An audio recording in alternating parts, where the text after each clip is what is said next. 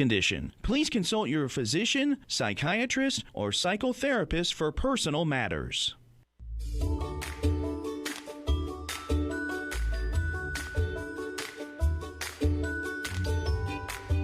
Inner Voice, a heartfelt chat with Dr. Foojan.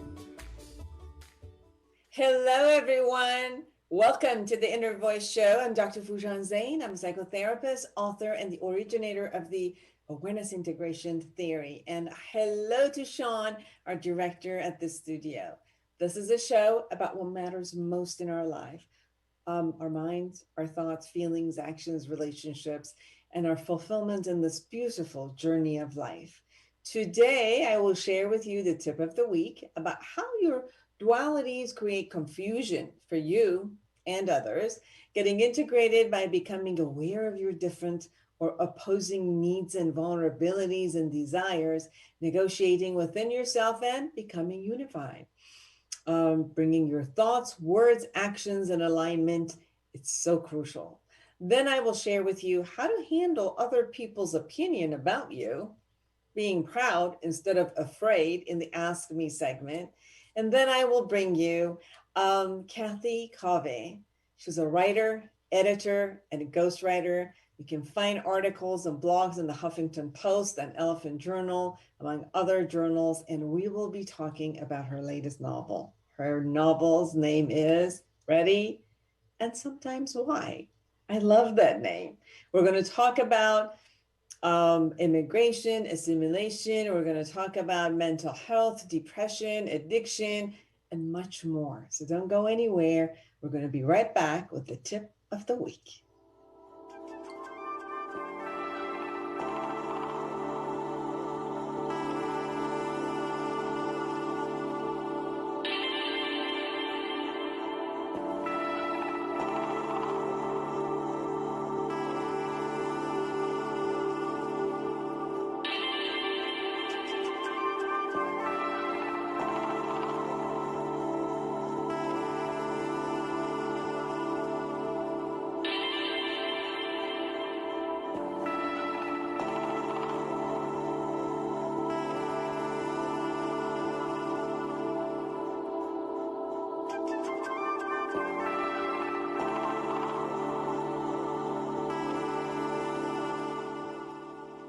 Here's a tip of the week.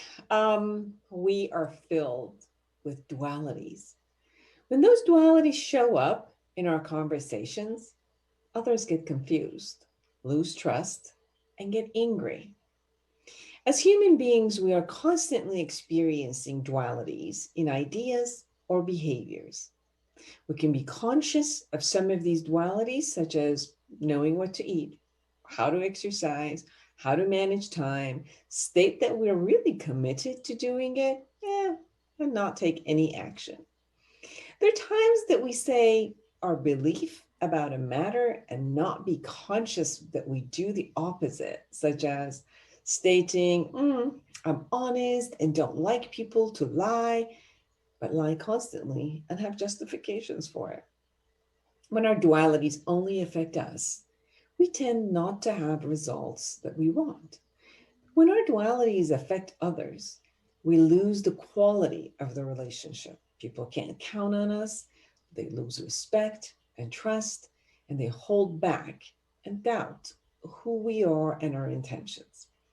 Teenagers start calling their parents a hypocrite at this time.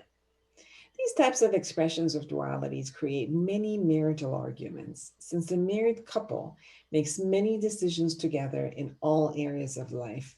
Clarity and consistency become very important. Sometimes there's no duality. It is just a lack of clear communication. One part of the thought process has been shared while another part has not been expressed, which still leaves the listener confused when they see an action that is not based on what they heard or expected first.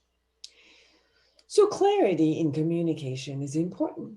However, the most important factor that would be a prerequisite for that communication is internal clarity. It is the awareness of our different parts, needs, desires, and vulnerabilities that are so important.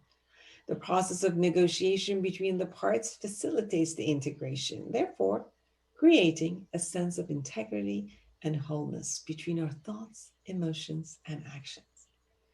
When we become conscious of our impact on our surroundings and watch for others' reactions to our actions and seek feedback from others about us, we become in tune about our dualities and can begin to integrate our different or opposing beliefs.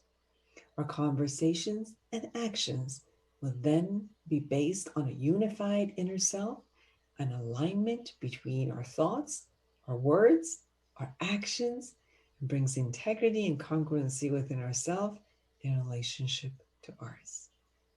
We can feel confident, others can count on us, believe in us, and know that when we say something, we're going to do it.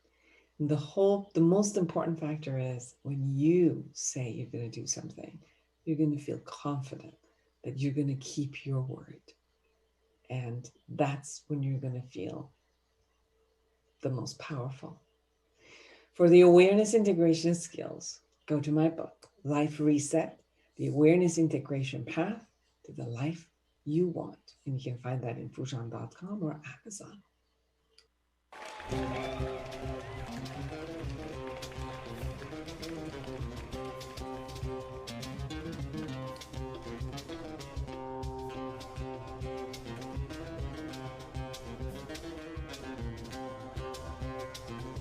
I hear this question constantly, whether it's at work or whether someone's trying to date, or just on a day-to-day aspect of, I'm afraid of how people are going to judge me.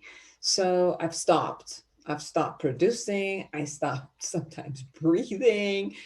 What do I do? Because it is important for me to have the validation of others, but I can't just go on like this of constantly being afraid. You're right. You can't go on just like this, all constantly being afraid, because there's about close to 8 billion people on the face of the earth, and each one of them are going to have a different opinion. And they all have the right to their opinion. The same way you are not going to like everything and everyone, and you probably have the right to yours. So what do we do with this anxiety that shows up? Well, first of all, know it that it's normal. As a ancient human being and part of the herd, it was always very important for us to make sure that everybody liked us so that they wouldn't kick us out of the herds. And that was the concept of survival. And we still operate from that place. And it is important for us to have the validation, especially of people who are important for us, right? Our family members, our coworkers, colleagues, peers, in our career, the field that we are. We all have a desire to be significant and to be important and for people to like us and to love us. So you know that that's normal and that happens for all of us. It's a human condition. So don't think that you're the only one who goes through this. We all go through this. However, I think it is important for us to find a sense of who we are. And the more that we capture what are the greatness that we have? What are our vulnerabilities? Who are we really? And the more that we have a better understanding of ourselves and like ourselves, the less we will be inclined about how other people kind of think of us. It is important to know, as a feedback level, if people are sharing feedback, which keeps coming to us as a negative feedback, maybe we need to consider, if that's not how I wanted to present myself, maybe I should take it on and look at, how am I coming across? What am I doing? If I don't want to come across as someone who's a bully, then, and I'm getting from other people that I am, a couple of people are telling me that they're afraid of me, maybe I should reconsider if that's not what I want to do. So people's opinion matters in a way of acting as a mirror to us. So if there's a comment you hear often enough, maybe there's some validity to it. And if you think that you want to portray yourself that way, oh, well, your strategy is working. Guess what? Other people are seeing you exactly the way you want them to, whether it's a positive or a negative one. But if you're coming across based on other people's feedback, in a way that this is not what you intended, this is not what you wanted other people to think of you, then I would look at that feedback as a mirror and look at, what am I doing? How am I acting that gives people that type of a perception? What is it? How is it that I actually do want people to think of me and come forward with it? And then, think that way, feel that way, and act that way, so that in a consistent time, and as it keeps repeating, people will have that type of a thought process about you. However, there might be a lot of things that you might want to do, and some people won't like it.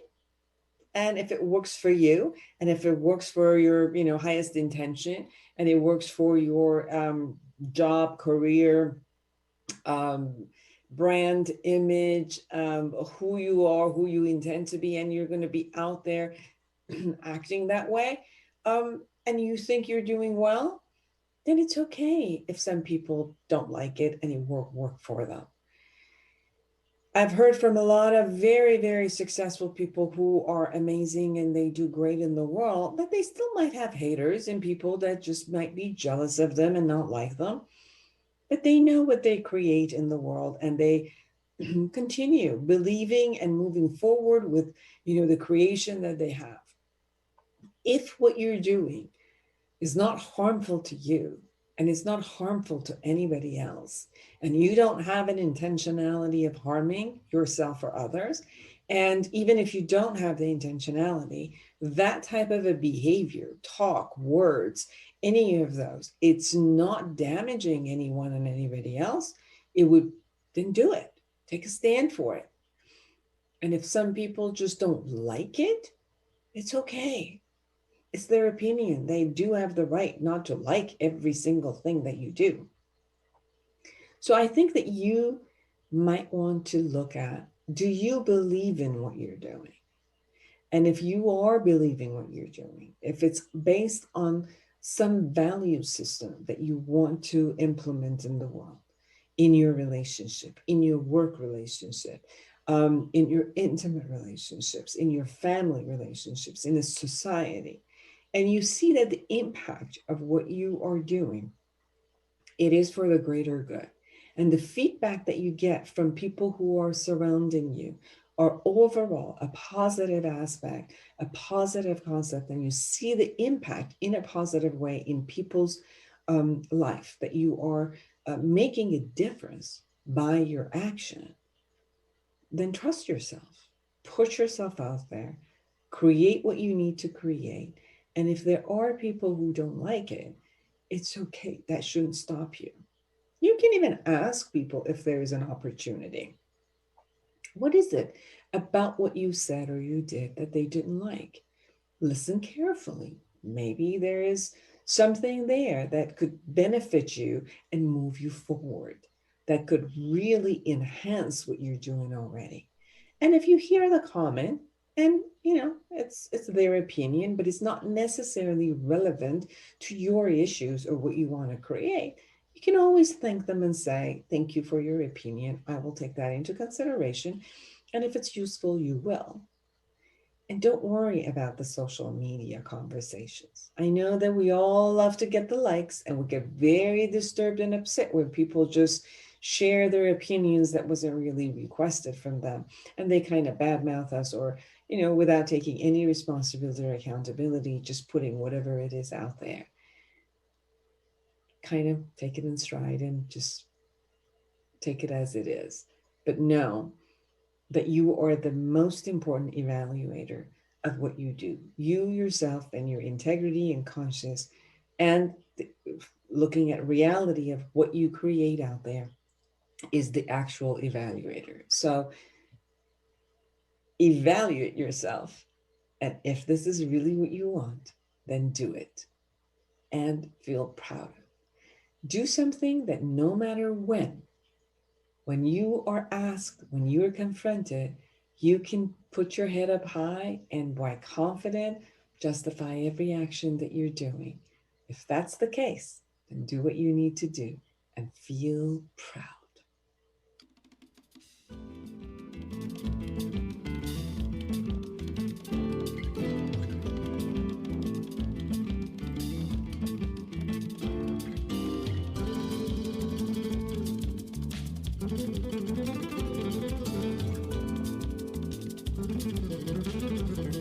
Welcome back, everyone. I'm Dr. Foojan Zain, and I am so excited to have Kaveh. She's a writer, editor, and a ghostwriter.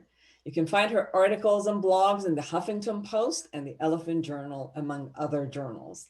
And we will be talking about her novel, named And Sometimes Why. Well, welcome to the show. Thank you so much. Thank you for having me. This is your first novel. Yes, it is. The one that's coming out under your own name. There are a lot of other novels that you have written as a ghostwriter, but this is the first one that is being given to the public under your own name. So that's awesome. Thank you. Thank you very much. So how come, I'm going to go kind of like asking you different questions about why this novel, why now, why under your name finally? Well, I actually, before I did any ghostwriting, before I was, I think I had graduated college. I had worked a little bit, but not much. And I started this, and as I mentioned in my foreword, I actually it was late one night, and I had a memory of packing up my toys or dolls or whatever before we were moving from Iran to the United States. And this memory just came to me, and I had such vivid memories of it. And I used to, and I still do, journal a lot. So I started writing about the feelings and just the events. And as more memories came back to me, I started writing more about them. And then I realized that this could actually turn into a potential novel. It really wasn't my intention, but once these memories started coming to me, I thought that, this could possibly be a novel. So the anecdotes that were coming up for me were personal, but then I created a fictitious storyline, fictitious characters. And my goal at the time, now that it's been a long time, I started this almost 20 years ago. It didn't take me 20 years to write or edit it. That's when I started it. And so what happened was, as I was putting it together, it got to be extremely long. But my goal at the time was, I didn't think there were any books or memoirs about the Iranian Revolution. And I had read a lot of books on the Holocaust, obviously, the Russian Revolution, the French Revolution. And I didn't know that there were any books on the Iranian Revolution. So at the time, I thought my idea was very original. Obviously, now 20 years later, it's not that original. There are a lot of books on the subject. So my goal has changed. But at the time, to answer your question very briefly, after that long explanation, is that my main goal was to have a book about the Iranian Revolution. Well, there's a lot more in your book. You go into not only personal experiences of a young woman and the family that goes through the revolution, but you also talk so much about mental health and addiction in this book. And the part of why I was really interested to have you on the show was because you bring so much of this angle to your writing. So first, I want to just share a little bit with our audience about the book, the novel. And you wrote in 1979, an 8-year-old Miriam's world collapses when the government executes her friend's Ari's father, marking the beginning of the Iranian Revolution and the end of her childhood innocence. And hoping to escape political prosecution, Ari joins Miriam's family when they migrate to Los Angeles. Her parents return to Iran, leaving Miriam and Ari to raise her two younger brothers in a real and dangerous game of house. And Miriam sacrifices her teenage years for her family, with Ari as her unrequited love interest and her own ally.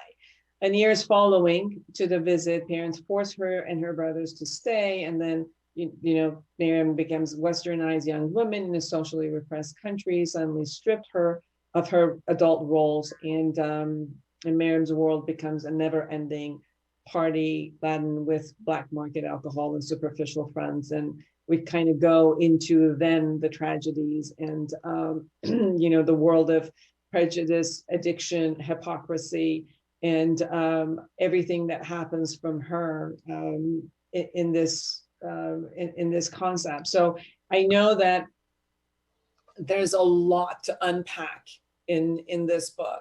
So before we do the unpacking, the title, I loved what you wrote, because I think that in the past, you and I have spoken, and you know what I think about English grammar.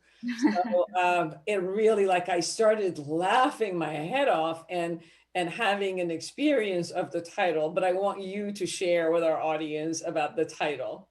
How come you chose this title? Okay, well, I actually don't know how I came up with the title, but I do use it in 3 different ways. So at the very beginning of the book, I believe it's chapter 2 or 3 maybe, I explain it in the most basic way, which is what they teach kids in 2nd or 3rd grade. The vowels are A, E, I, O, U, and sometimes Y, the letter Y. So in the book, one of the kids asks, what that's all about. The teacher explains it. So even as a young girl, the character jokingly says, and sometimes Y, W-H-Y. So that's a very basic explanation, just so people know where that even comes from. But I use it in 2 different ways that becomes a motif throughout the book. One of them is her middle brother is talking to Miriam one night, and they're having some quasi-philosophical conversation. And the brother says to her, "Do you always think like this?" And she says, "Sometimes. Why?" And he says, "Well, if you keep thinking like this and wondering about the whys of life, you're going to drive yourself crazy." And at the end of the book, she does reach that conclusion in a very, the hard way, basically. The 3rd way I use it is she's in the street one night and she sees a homeless man, and then she sees an older, elegant woman, and she's conflicted as to why she envies both of these people, one who is, the most downtrodden of us all, and one who is, older and has obviously, from the looks, led a successful life. And she realizes that she envies the homeless person even more, because he actually knows that he can and has survived the worst of life. And she wonders, how a woman, the elegant woman, how a woman her age has the will to live, how she has overcome so much. So, and again, as she goes through her journey, she realizes that she too, not that she becomes homeless, but she too can survive the worst of life and become that woman who has the will to live. So that ties it into the end. So, and that it's complicated to explain how I use the why, but she asks them why, how does a woman her age have the energy to live? When, how, all this stuff, and sometimes why does she think, why do I envy her as much as I do the homeless man? So this and sometimes why is a recurring theme in 3 different ways that kind of, it all kind of comes together at the end. But it also fits for me as a therapist, because I think that many people ask why questions when when they know they're not going to get the answer. And sometimes my work in the therapy session is change those questions and change those why. So when I first saw that, it brought for me as if, and sometimes why, sometimes we need to know the question to that why, and sometimes asking those whys are dead end questions, which holds us to a space where we need to change either the why or the way that we're asking the question. And I saw this also in your book, looking at a couple of different factors, which I think is very, very important to any age at any point, and we have it right now. One of the biggest conversation is, especially in the United States still, the concept of immigrating and immigrants. Obviously, there's a lot of controversial conversations about it, but I don't think that many people, unless they're immigrants and have come based on adversaries and concepts, that it wasn't just this, oh, I'm just going to go to another country because I have a better life and a job is waiting for me. And many people do that. In a global industry, people just kind of migrate from one place to another, from a good thing to the better thing. But there's also a lot of times where immigration doesn't happen in that way of smoothness. Is because people have to leave their country for different reasons, whether it's poverty or whether it's revolutions or political reasons. Life is just not possible in those situations anymore. And people leave, and many people don't understand what shows up as an experience when you do something as a choice versus something that, although appears to be a choice, but underneath it just feels like it's a do or die. Well, you touched upon a lot of important things. Let me just briefly touch upon what you said at the beginning, what you were saying about the question why. And I do address that very briefly in the book, that actually most people, when they ask why, is one of the most prevalent questions. Even if they're not actually using the word why, human beings are very curious to find the whys of life, which usually is about the past or about things that have happened. And you're absolutely right, we don't always have the answers. And what I try to emphasize in this book, especially towards the end with the girl's journey, is that she realizes that yes, we are sometimes a bit better off not knowing the answers, and sometimes there are no answers, and we just have to accept circumstances as they are. Now, coming back to your second question, yes, absolutely. So there are different reasons for emigrating into a different country. So in my personal case, and with most Iranians, and obviously in the book, yes, it was a matter because of the revolution, and I was actually there during the war.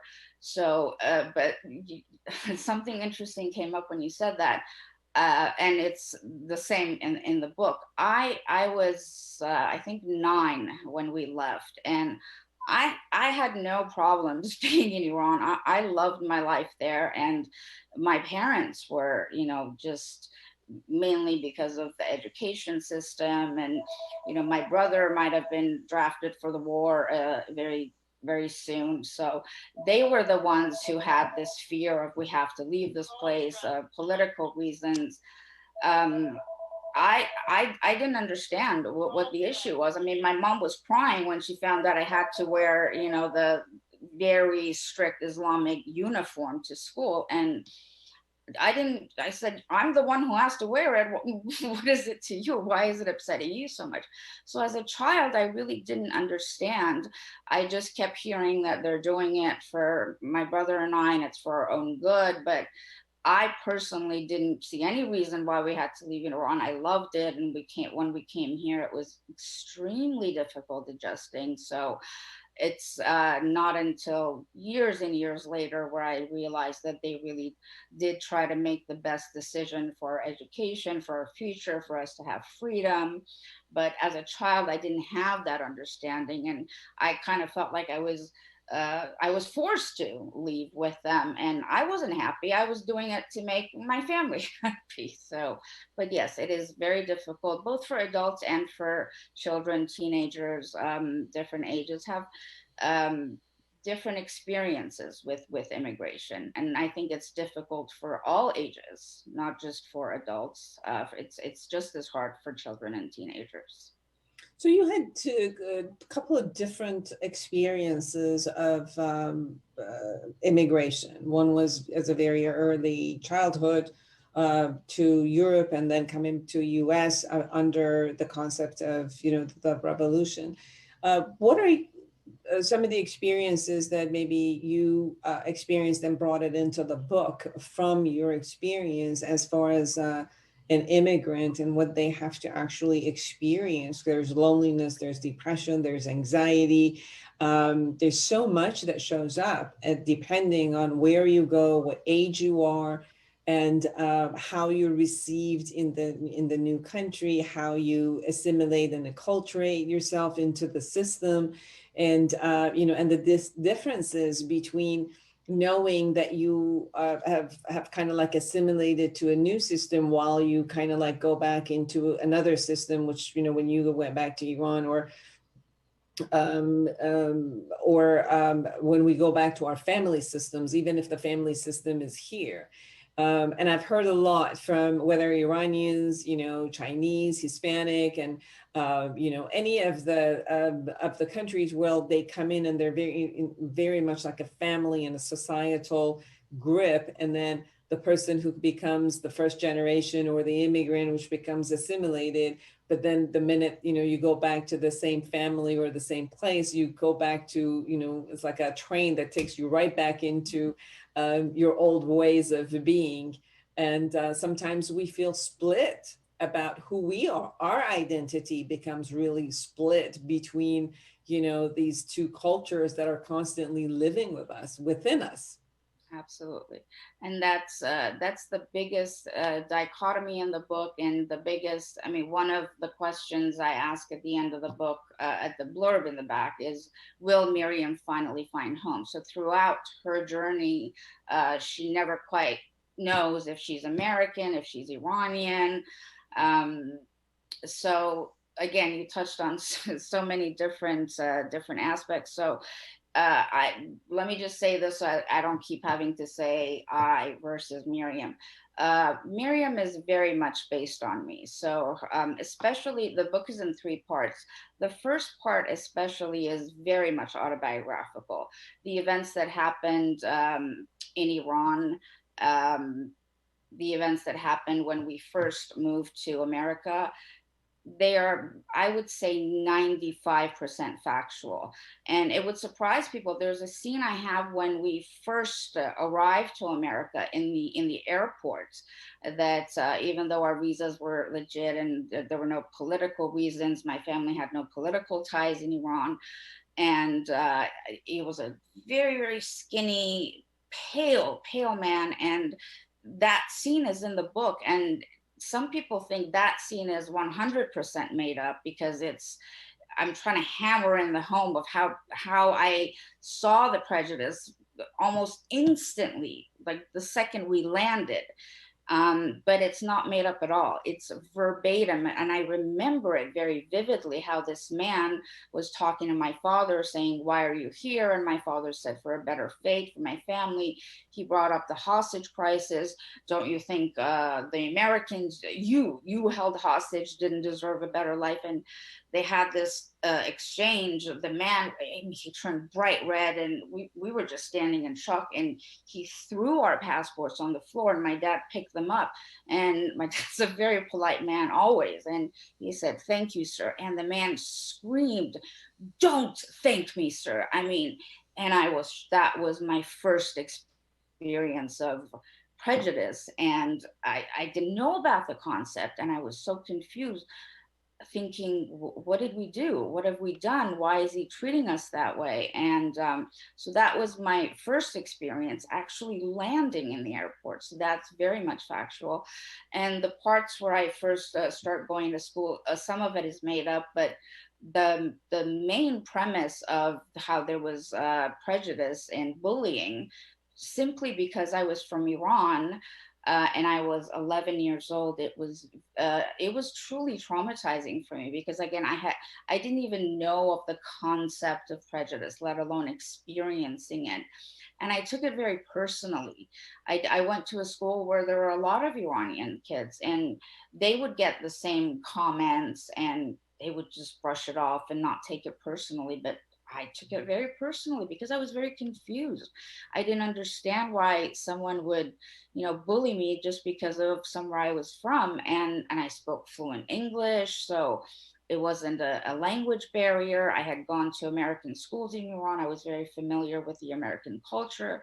So I was extremely confused, extremely conflicted, and my parents were going through their own adjustments. So then it brought a whole other set of confusion and dichotomous emotions in me, because I was trying to acclimate to the United States, but I was also ashamed of being Iranian, and I was trying to I tried not to add to my parents' burden. So I never told them what happened at school. I mean, I didn't get beat up or anything, but it was just verbal.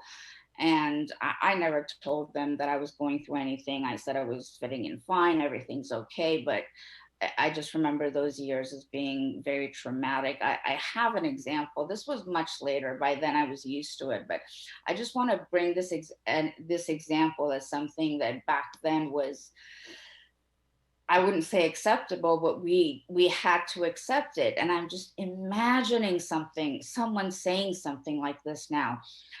This was much later. I was actually a senior in high school by then. And I was in French class, and the French teacher was talking about Persians versus Arabs, but he was referring to Persians as Arabs. And one of the Iranian students said, Iranians aren't Arabs.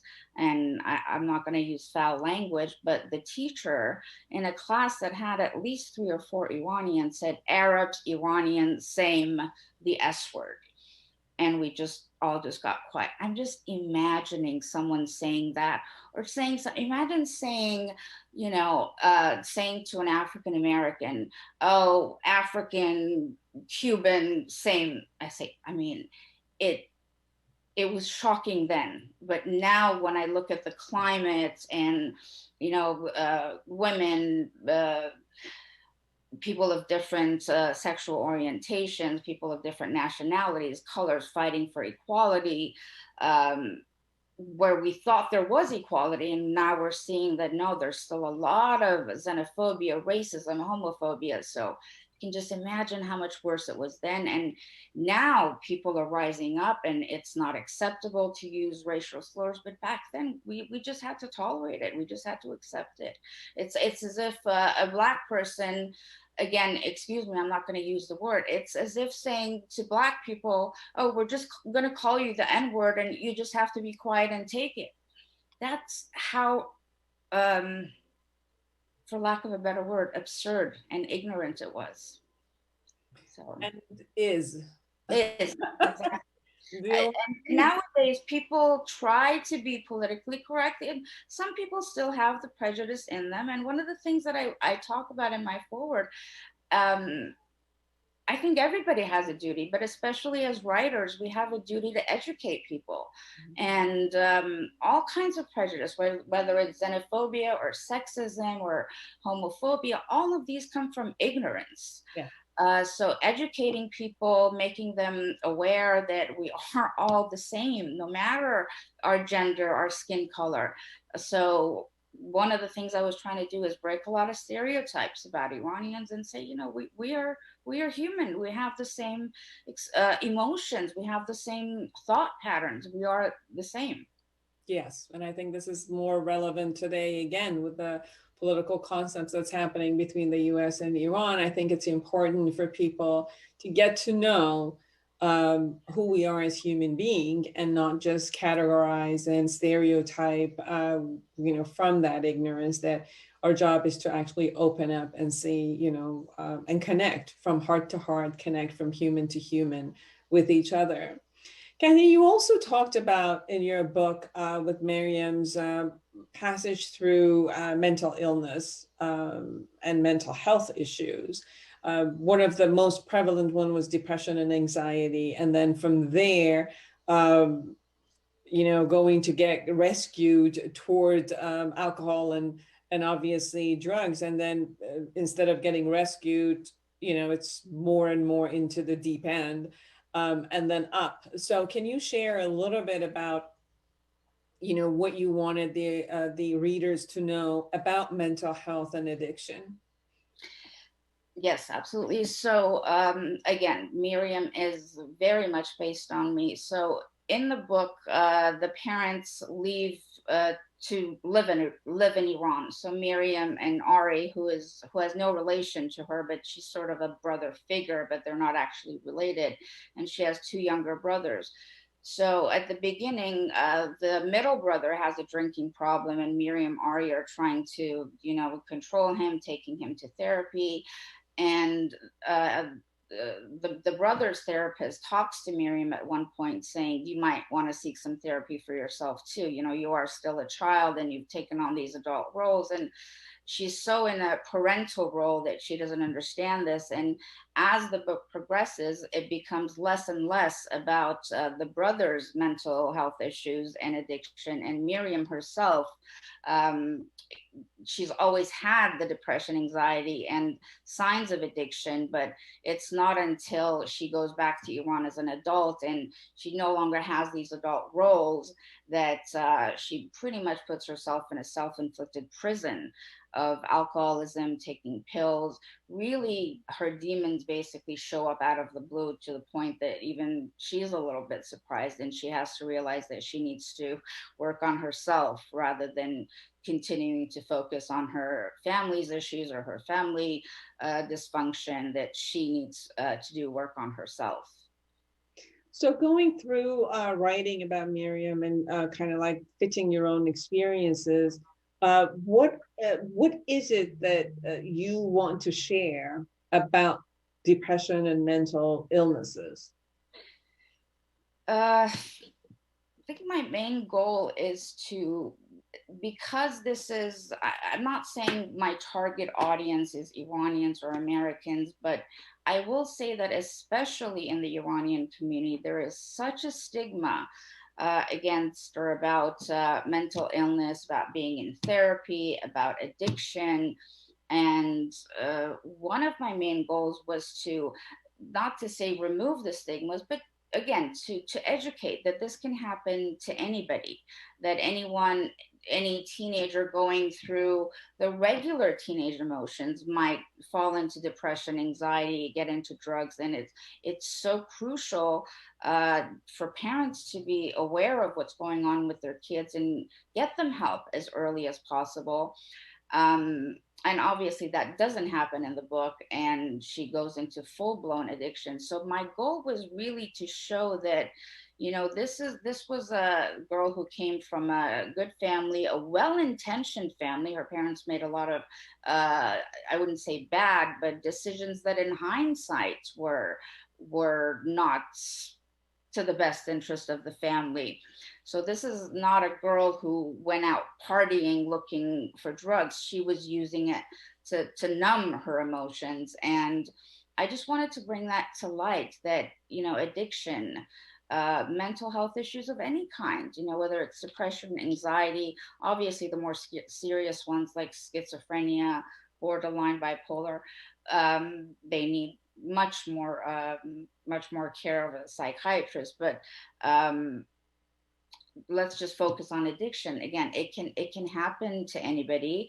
I hope I've done a good job of showing how it starts. They're very subtle signs, and before you know it, it turns into full-blown addiction sometimes without you even realizing it. And really, there should be rather no shame about it. How many times have I mentioned this now? The character of Miriam is indeed based on me. So I have gone through these experiences, and I always talk about how I really want to remove the stigma about addiction, but even I realize that I'm ashamed of it, or I'm hesitant to talk about it. And yet I consider myself someone who really wants to educate people about this. So the stigma is so huge, especially in the Iranian culture, especially in Iran. When you say the word addict, you might as well say, the worst of the worst. So my goal was to hopefully debunk some of the myths, some of the theories, and get into the humanity of an addict. You know, it's not just about, it's not at all about the substance. It's not whether it's alcohol or pills in the case of Miriam, or someone who's shooting heroin. It's not the substance. There are emotions, there are thoughts, there are experiences, there are traumas that lead up to these addictions. And if we address those issues earlier on in life, maybe, you know, we don't have to experience the hell of addiction. I think it's so important that you say this, because first of all, the ratio of depression and anxiety and addiction has skyrocketed after the COVID and the pandemic. So I think that, you know, the one part of the immigration and acculturation aspect of it can be fit to so many people who would read this book, but the other sides of, you know, the amount of people who are experiencing depression at this point because of changes, whether those changes are coming because of immigration or their changes are coming because of just phase of life issues or instances and things that are happening and changing, or the past traumas, as you were talking about, in their childhood, which haven't been handled. Depression is going sky high. And so it is important for people to look at it and know that depression is actually one of those mental illnesses that has a cure or manageable way of handling things. There are a lot of treatment out there that could really support someone to completely alleviate their depression, or know how to manage it in a way that their life is functional. And then the other aspect of the addiction and addictions to pills is something that, again, we're seeing sky high. And the recent and the latest deaths that are coming constantly with opiates and fentanyl would give us a cue that this is no longer just a minority conversation. This is, the ratios are going so high, and we need to open our eyes and be responsible for what is happening, and to know about it and to learn about it. And like you said, not just to kind of like shove a group aside and say, they're just addicts, versus really looking at what it is about addiction, how it gets created, how to, manage it or dissolve it or let go and heal yourself in that way, and what to do when you have family members who are suffering and going through this. Many of the reasons where people fell into prescription medication addiction was all from good intentions.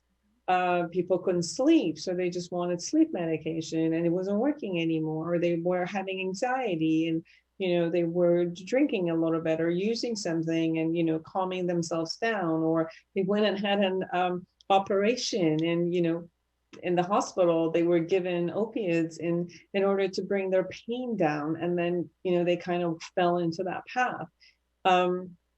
And I think that the rate of usage is becoming so much younger. I've been in the field of therapy and addiction for almost over 30 years, and you really see the dynamic and the demographic change consistently, and it's becoming younger and younger, where there's an accessibility to all sorts of pills and drugs, and whether it's synthetic or farmed, let's say.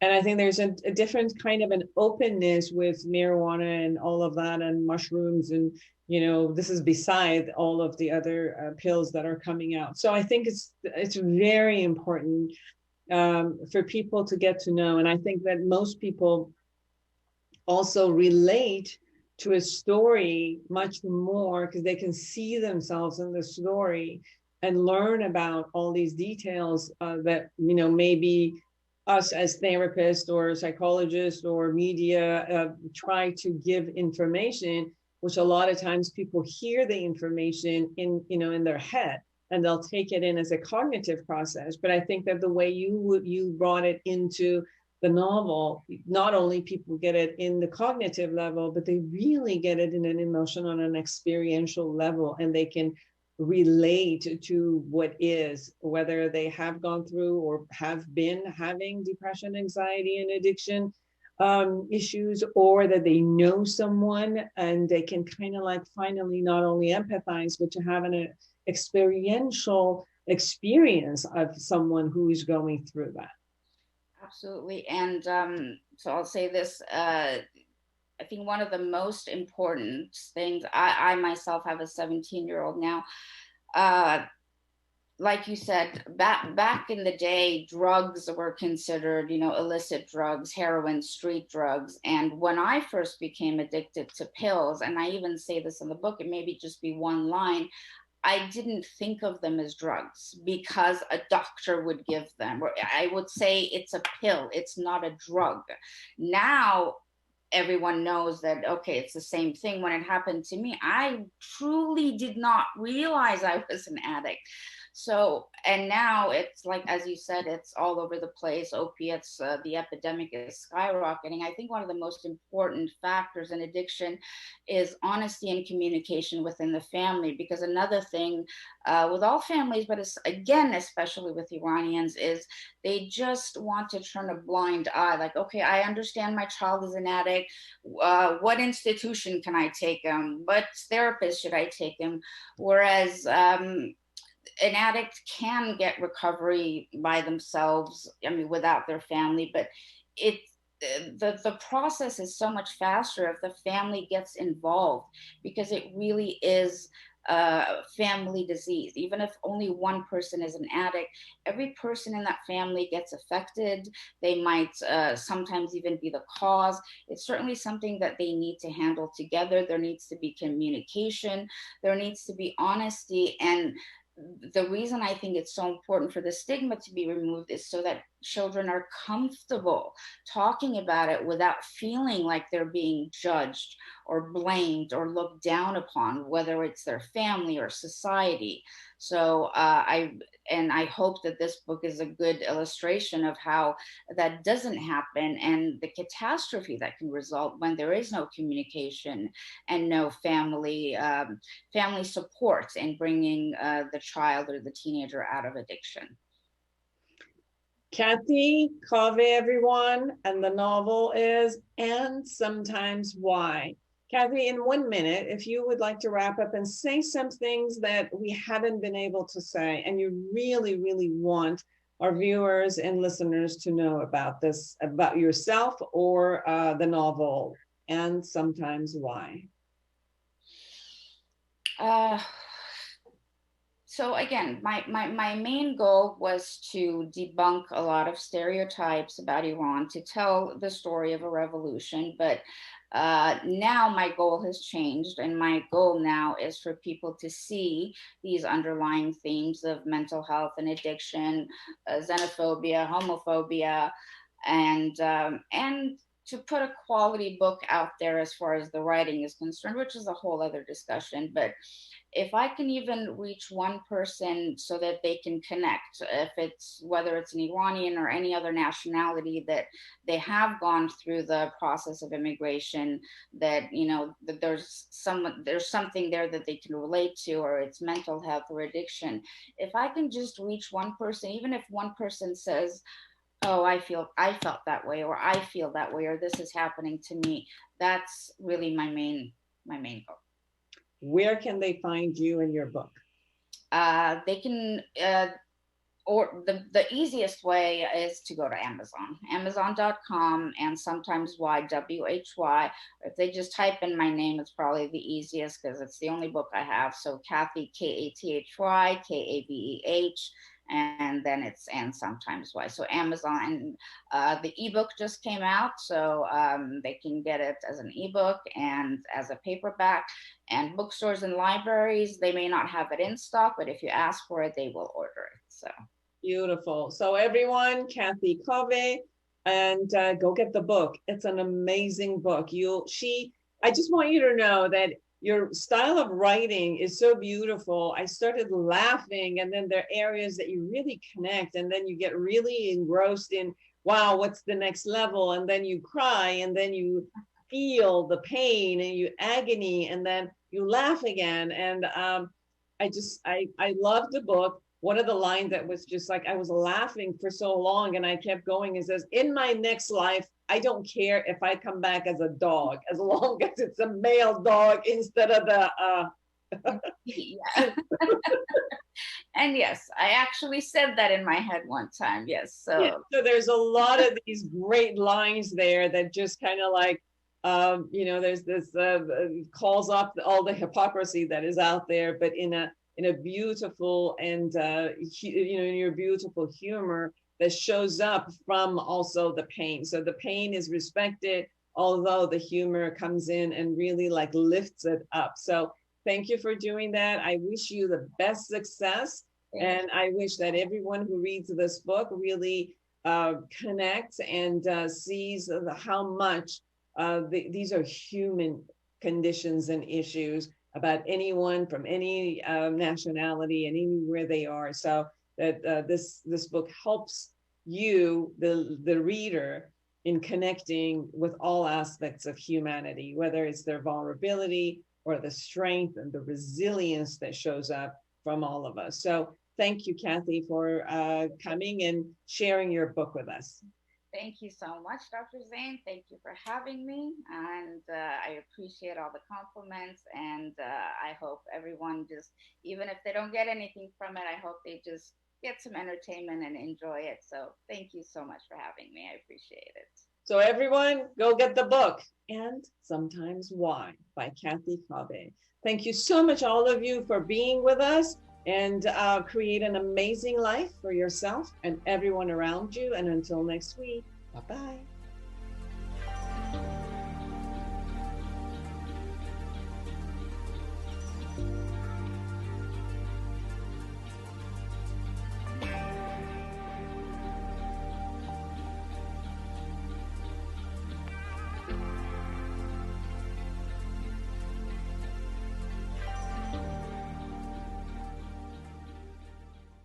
The Inner Voice Show is a dialogue between the host and the listeners about their relationships. This show is not an attempt to assess, diagnose, or treat any mental health or illness condition. Please consult your physician, psychiatrist, or psychotherapist for personal